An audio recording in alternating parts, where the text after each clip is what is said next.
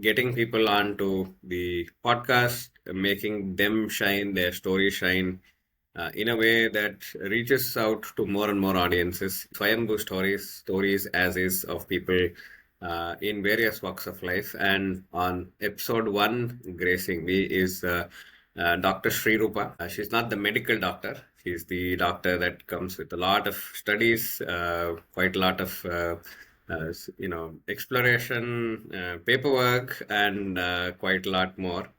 She is a fellow PCC coach from the International Coaching Federation. She's been into teaching for, I think, forever, and the way she shares it. She loves talking to people and asking questions. And today I've had the pleasure of having her with me on this podcast. Dr. Srirupa, welcome to this conversation. Thank you so much, Sunil. Thank you for having me. I'm very honored to be your guest today. And yes, whatever, I'm open to whatever you want to Oh, know. absolutely, absolutely, yeah. And I really like the company's name that you have. It's called Travers. So how did it begin and where did it begin? Okay, so that's a very close question to my heart, and a good way to begin the podcast. So Travers, it has a logo of a bridge. So in my life as a person also, I have held hands and taken people through their different spaces that they have been stuck in. So when I had to make a company, I thought, what am I going to do with it? So I'm going to take people from one end to the other, and it could have been a road, but that would have been endless. It had to be a bridge because it had to be a beginning, a transformation, and an end. And definitely, that is where you traverse from one space to the other, which is a definite, there is a definitiveness around it. And hence the name, from one place to the other. Wow. So it has to have a start, it has to have a transition, it has to have an end. And I really love this. The road has no end. So it keeps going. So this is something that very, very interesting to hear. And also in terms of Travers, I saw that you are into leadership training as well. Yeah, so Traverse is into three parts majorly. One is coaching, which is leadership coaching majorly. Second is into training, which is mid-level to the senior level. We do behavioral and leadership training. And we have a third wing, which is around businesses. So, being in teaching and being with the corporate for a longer period of time, I have seen that, and being a coach, I say that my observations around things um, help me to recalculate existing systems. So I can create new systems while observing the older ones. So my probably the way that I listen to things, it's better because of coaching. Because I train, I have my theories and skill orientation very clear. So it's easier for me to develop systems and have interventions in terms of consulting. So I can create interventions for you by just sitting around with you for 1 or 2 months and then doing it. So yes, three verticals: coaching, definitely, training, and consulting. Consulting in the sense of interventions. Fantastic, fantastic. So I think in terms of your introduction, I did a very short introduction. Right. So if you were to describe yourself in four adjectives. Okay. So, all right. I am not sure why, but this resonates with me the most is loving, uh, authentic, expert, uh, finitiator. What is the fourth one? Very Which interesting brings word. you results. It's not like Hmm. just doing things. because of love. It is about finishing things. Whatever you pick up, you see that it is transformed. You see that there is an end. You see that you're bringing a result or an impact to it. So a initiator. Wow, fantastic. I think I have learned a new word. I'm sure people who are listening in is also going to be looking at finitiator as a very differentiator ball game. And our conversation, I think for the last time you shared saying how you started to get into the aspect of training, or the aspect of professorship. That one of the professors was taken ill, and then you had an opportunity to come by. You had done your MBA, and you got this. So, what opportunity led you to coaching? Um, so I think, even when I was in academics, I was always giving um, being with people who I was supporting, if not advising, supporting in terms of their way that they were leading their lives. I have always been a very good listener, so I naturally would be holding space. So a lot of my corporate friends who would call me up, 6 a.m. in the morning, 9:30 while going back home. Even today they do.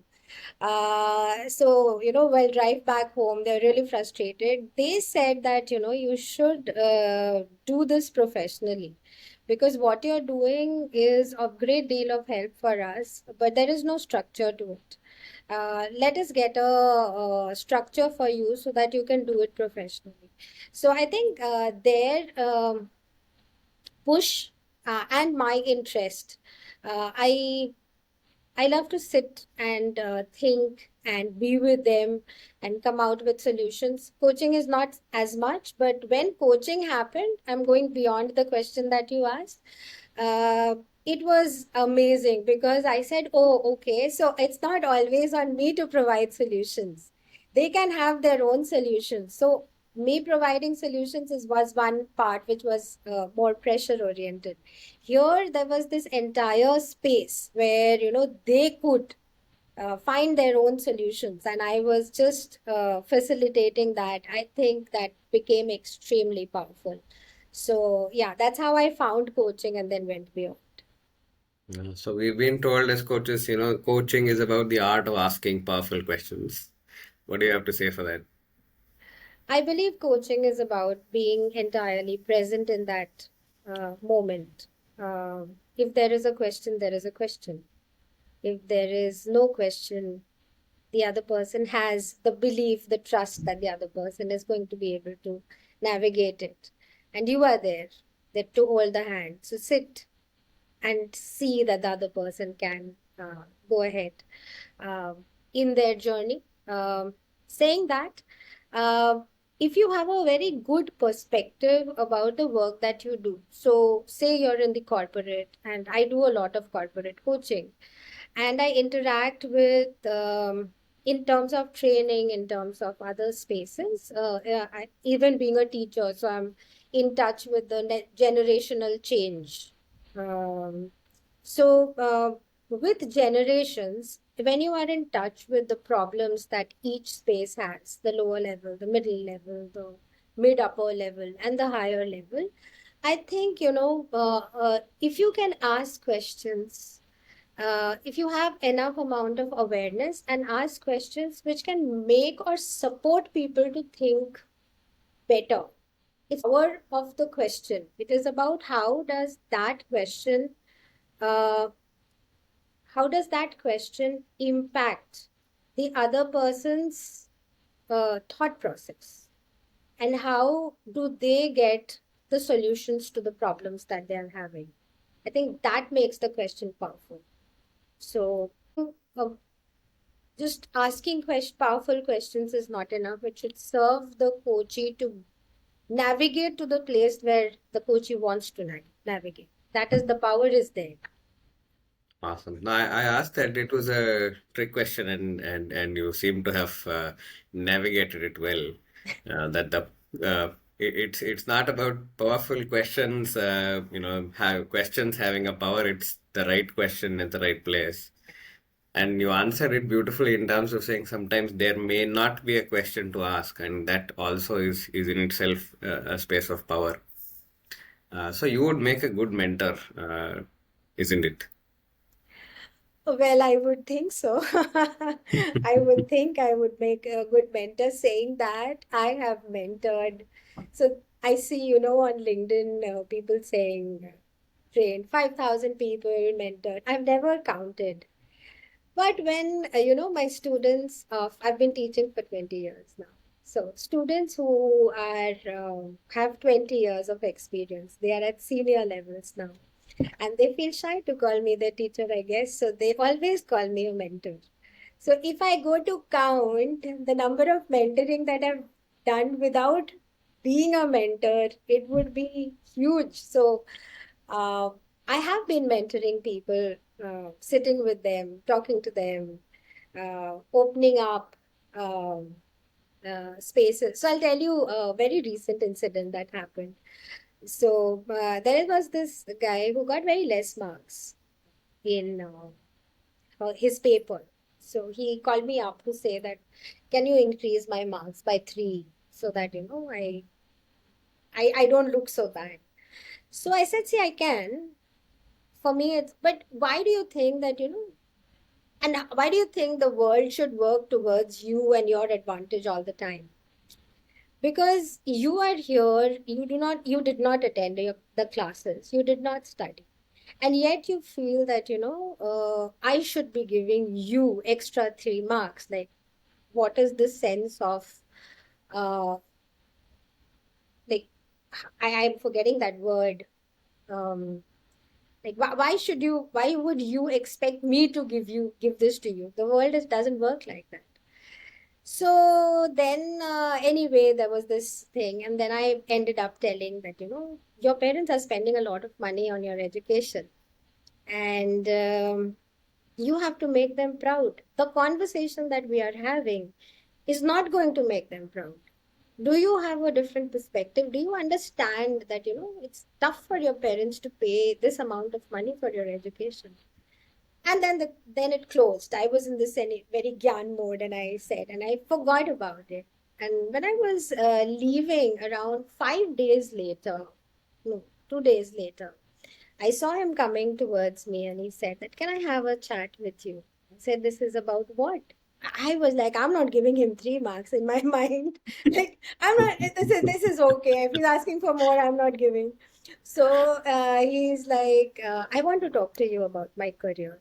And then I was like, oh, so it's not about the 3 marks. The way that I said about his parents, it must have been different for him.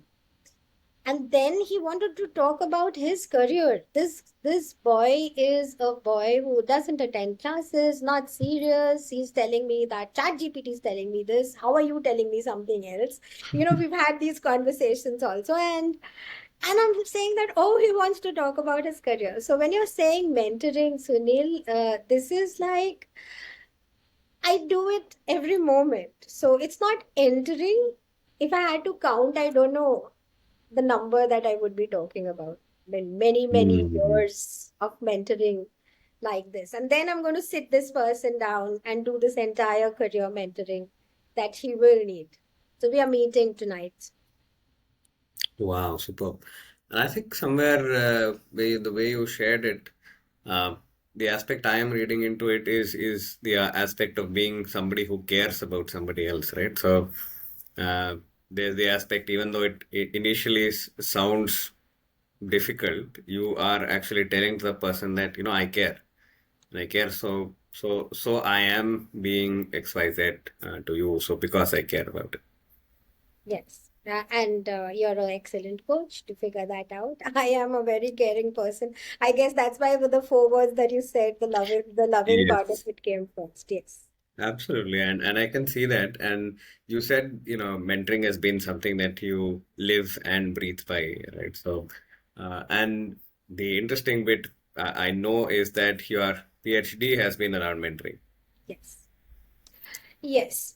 So this was all the heart part of it. Let us speak a little bit of head when you bring in the PhD. So I have always been very developmental oriented. I like to be in some way um, a part of other people's development. When they grow, it gives me immense satisfaction.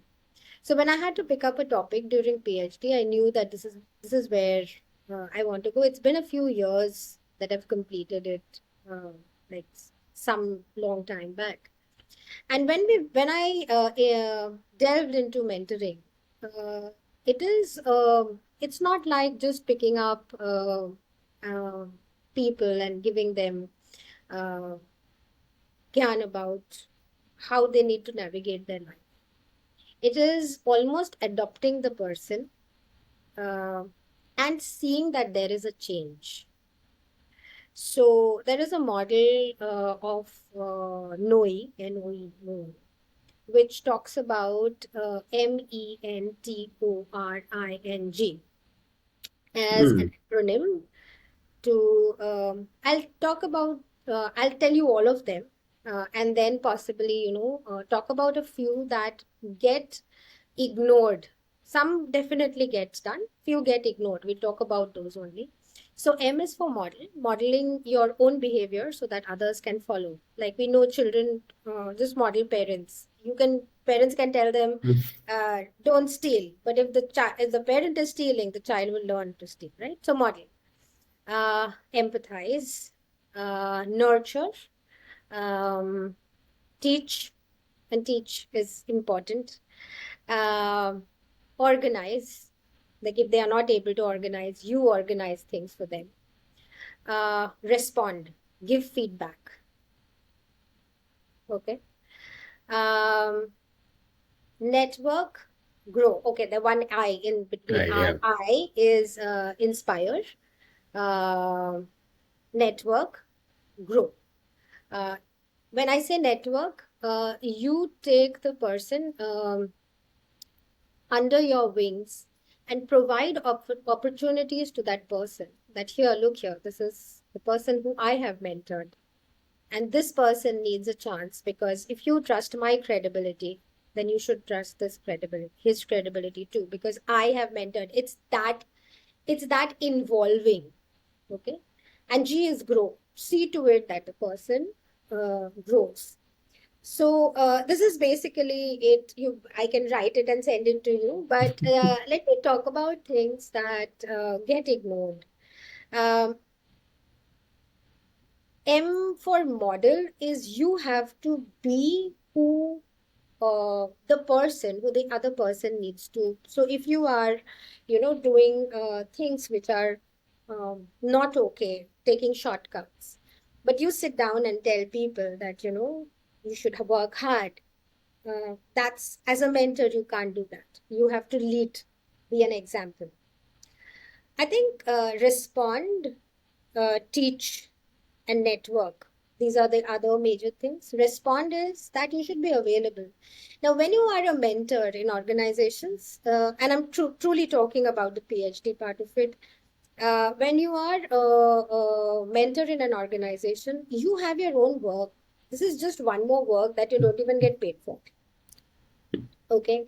So you don't find out uh, the time that needs to go into teaching and responding. You have to give feedback to the person that these are the things that you're really doing well. These are the things that you need to develop, and it has to be brutal. That response that you give becomes the action of the mentee.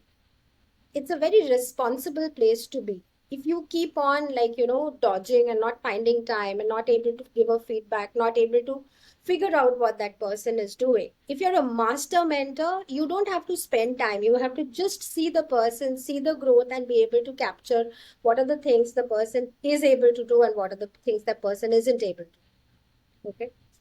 If there are people who are not able to do something, everybody has different capacities. Some people just would be inspired and go ahead and do things. Some people will not do it because they don't have the skills. It's your task to teach or Hmm. get the person taught by a person who knows that particular thing. So you have, this is your responsibility as a mentor. If you're calling yourself a mentor, if somebody in the designation has said that you're the mentor, please take the task seriously. Because the other person's career depends on how you are mentoring. That's why you are a mentor. You're not just a nomenclature mentor. You need to bring about change in that person's life. If the person is haphazard, don't shout at that person for being haphazard or not responding properly. Bring that person to say that you are unorganized and you will not be able to do it. And here we don't have to ask questions. We can brutally say that, you have to improve this to get things done. So that's one part of it. And making the person available to network. So if you see opportunities for this person, or if you see opportunities because you are at a higher position in the same organization or in a different organization, and you see that there is an opportunity, open that opportunity for that person. So as I say, you have to adopt, you have to own, you have to feel that this is my responsibility. A human responsibility is a much bigger responsibility than any other responsibility, is what I feel. Organization goals, yes. But when you have adopted that person, or when you're mentoring a person, that person's transformation is your responsibility. That's why you're a mentor.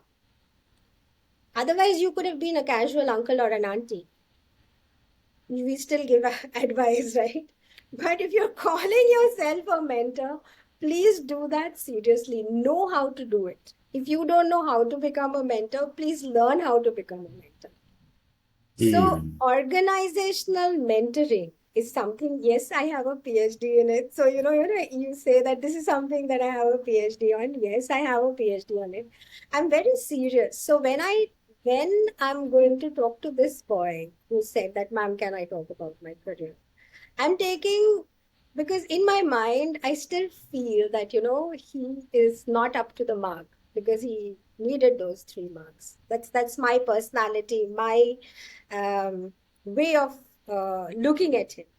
But the moment I'm going to sit and mentor, my mind needs to shift. That I'm taking up the responsibility of a person, or I say no.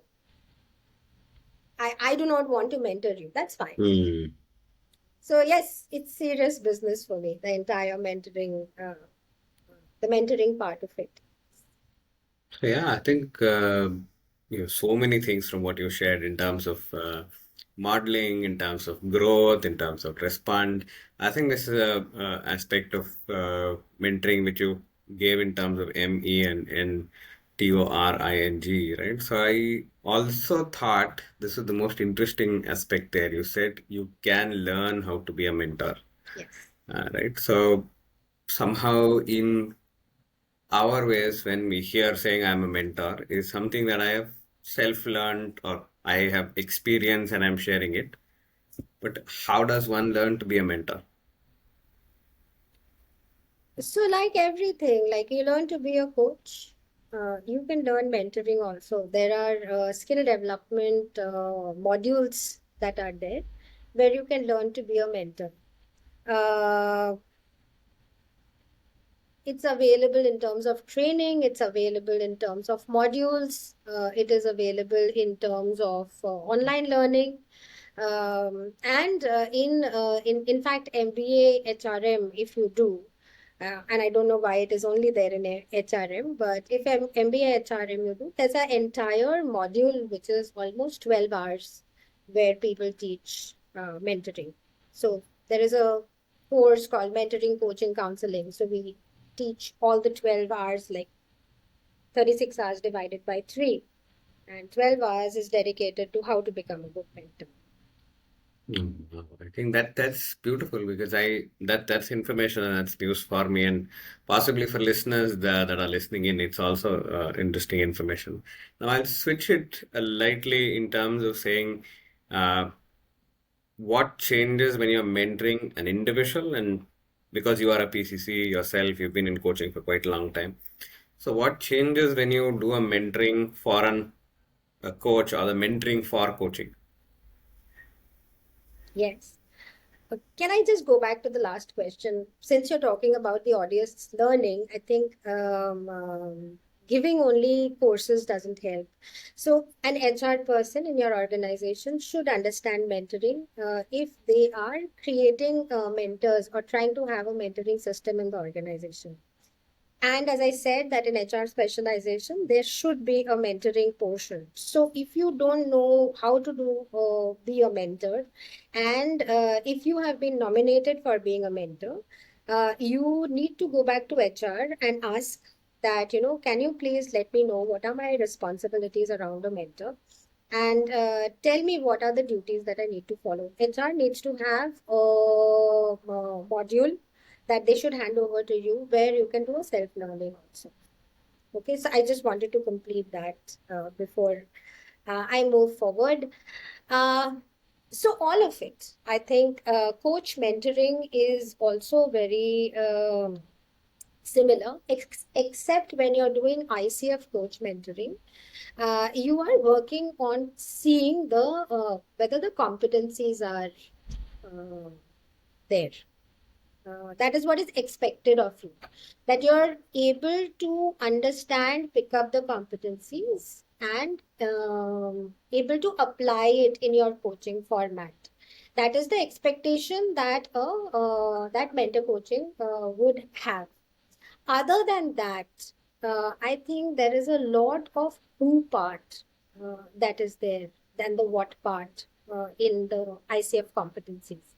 This who part of it is something that comes with your development of yourself. So when you're mentoring, you are working on the competencies, but you're also working on this person's uh, presence and this person's deeper understanding of self. And for Mm, that, your own modeling. So going back to the mentoring part of it, the acronym part of it, how are you being while mentoring? Because as a mentor, you are an example for the mentee to pick up cues from you. So how are you modeling? How are you giving the task? How are you, when you're giving the task, you're organizing things for them. If they are not able to figure out, are you sitting, spending time with them to see that or teaching them concepts that they do not know? They have not picked it up from the 60-hour or the 125-hour teaching that has happened because it's a group teaching, right? The mentoring form of PCC or ACC is that that portion is given by ICF to iron out the smaller intricacies that cannot get corrected in a class or by one-to-one coaching. So mm, you're doing the same mentoring over there where you are like, giving them feedback on this can be improved a little more. How do you want to improve? I would do it like this. Do you think this question is better? I see that, you're doing these things really well, but this is an aspect that you're not developing. How can we both sit together and develop that aspect? It's not only 10 hours of tick mark. It's about ironing out those spaces that you need to be as a coach, that you or your coachee will not know. So, mm, hence, the mentor steps in and eases out those cringes that are there, that those, not cringes, creases that are there. Okay. Those small, small creases that are there so that it is a smooth flow. So it's a complete responsibility that you take as a mentor, not only to better the ICF competencies, but also to better the presence and the little bit of problems that are left. That also doesn't remain. So when you go in for the recording, you're like acing it because you know it entirely, and it speaks a lot about the mentor that you have and how the mentor has understood ICF competencies. mm. The question I am getting is in terms of uh, how do you see mentoring in terms of the Guru Shishya Parampara that we sort of align with or have been exposed to for quite some time in India? I'm not sure that I'm the best person to answer this, but let me still my opinion around it is, see, you had to leave home and come and stay with the guru. The guru and the guru's wife would cook, clean, take care of you up to a certain age, right? Till your brahmacharya was over and you were ready for the world. They had to take responsibility. The mentor has to take responsibility of the mentee. It is not a one more job that you have. It is your way of being, because every time you are picking up people and transforming their lives, the gurus would pick up children at 7 or 8 and then keep them up to 16 and then move them into the next stage of life. It is again, as though I keep on talking about the word adopting. You are taking the entire responsibility of the growth of that being. It's not like, we do 10 hours and that's okay. If you have mentored, it shows the other person's performance, shows on how you have been a mentor. So, um, on a lighter note, I would pick up and scold people saying, did I teach you something like this? How would you do this? So, and they would say, no, no, no, no, no. And then they come back on track. So it's a lifelong responsibility. It's a uh, mirror or a shadow of who you are. So you have to Mm, be in the best of, you have to believe and live a life such that the others can take cue from it. And you also have to take responsibility.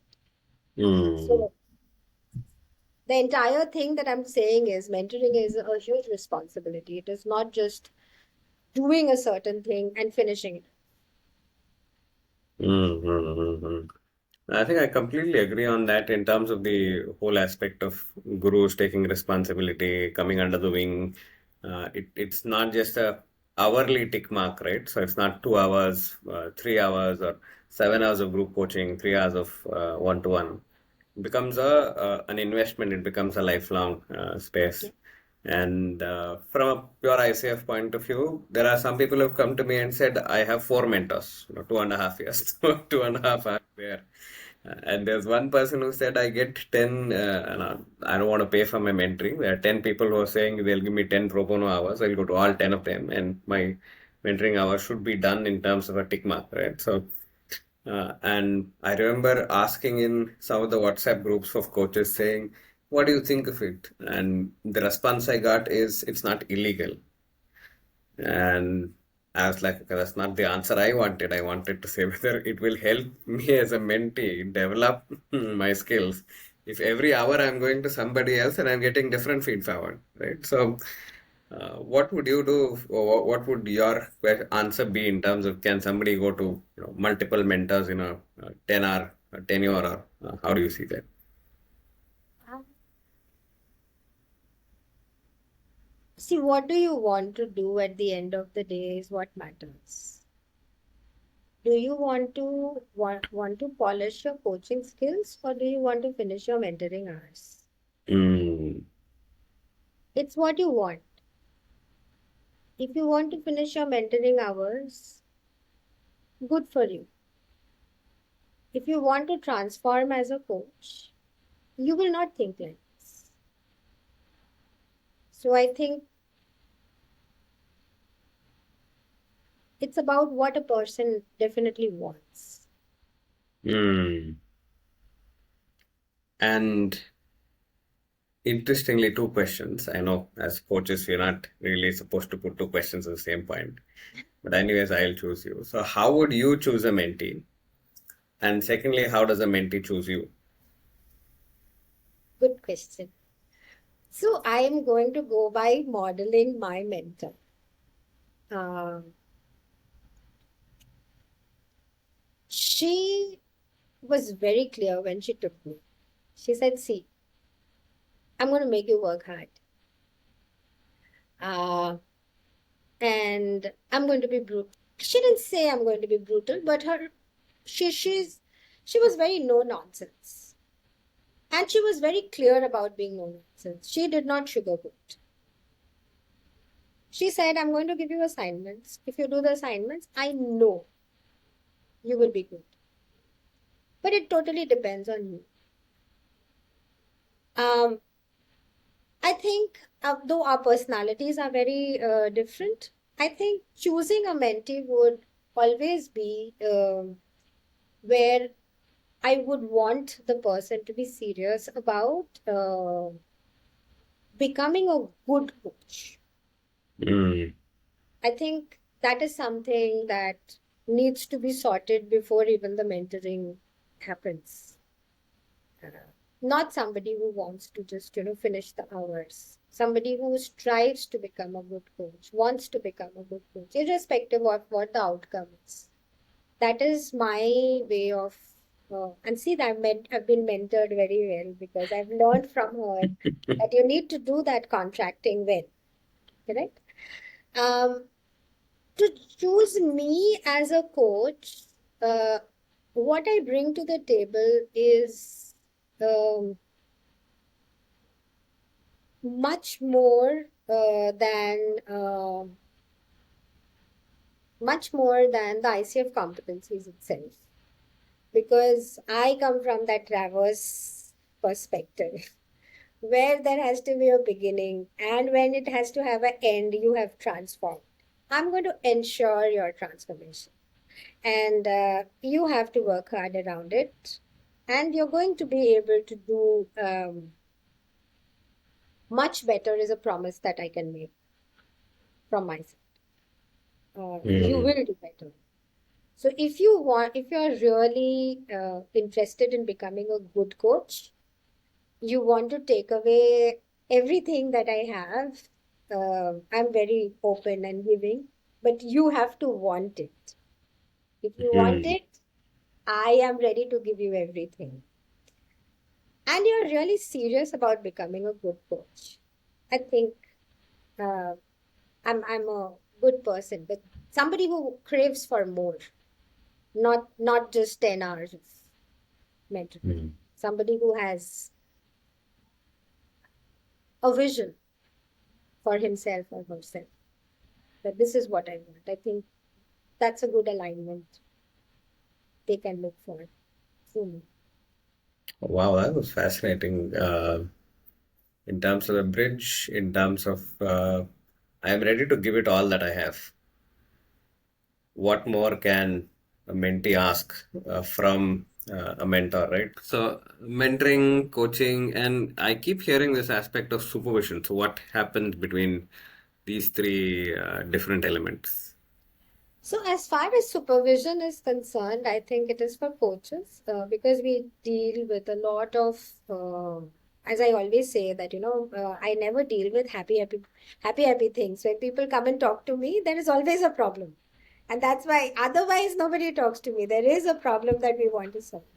So, when a coach goes through a lot of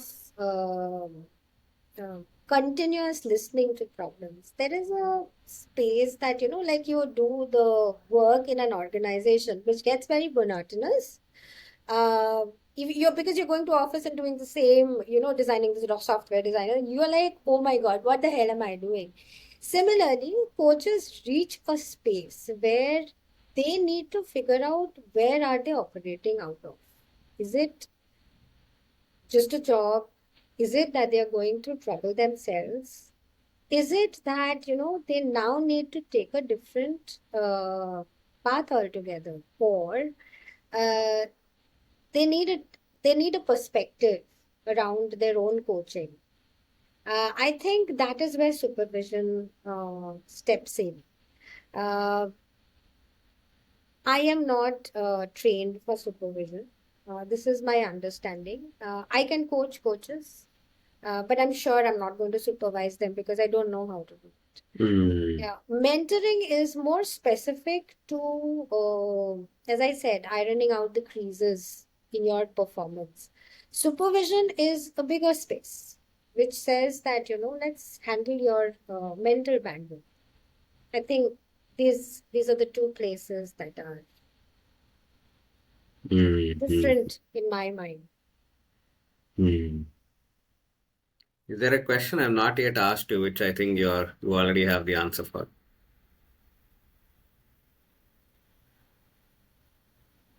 Um, yes. Should I ask the question and answer it? So you make the cake and eat it too. So ask the question and go for the answer. So I have run a master trainer program very recently, and I've trained 5 people at very big senior levels who became trainers basically when they wanted to switch a career. So now they can design demo, do a training, and while doing that, I have been thinking that I should develop a program which is approved, accredited by the ICF uh, for leadership, because that is what my subject is. That is where I coach, I train in the same space. Probably develop a leadership module. So, yeah, that's something that is in the cards after the master training. So, developing a module and maybe one day being able to teach around that and have CCE credits around. Wow, I could sense a lot of excitement, visioning and envisioning and alignment to that aspect. So, in terms of today's conversation, where do you feel, this is this a space that's complete? Do you have more to share? Have I been a good host in asking you the right questions? You've been a fantastic host. I'm very grateful that you asked the questions. No, I think we are good to go. I'm always very happy to speak about mentoring, something that I've never done. I've set up systems of mentoring, but I've never done it very professionally. Most of the time, the mentoring that I've done was out of my own heart. So yes, I think I'm I'm pretty complete. Oh, super. So this is CC 8.9 and this is where we close.